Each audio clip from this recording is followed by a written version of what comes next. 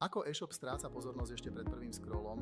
Veľmi často vtedy, keď zákazník hneď na začiatku nerozumie, čo e-shop ponúka a prečo by mal zostať práve tam.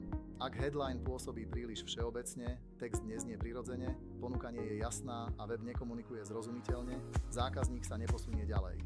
A práve tam sa často stráca pozornosť ešte predtým, než sa dostane ku produktom. Na novom trhu je tento moment ešte citlivejší. Ak značka nepôsobí lokálne, prirodzene a dôveryhodne už v prvých sekundách, zákazník jej nemusí dať ďalšiu šancu.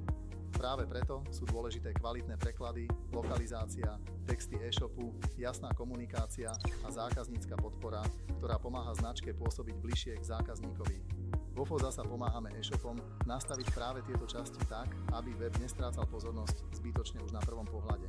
Ak chcete vedieť, čo môže váš e-shop oslabovať ešte skôr, než sa zákazník dostane nižšie na stránku, ozvite sa nám.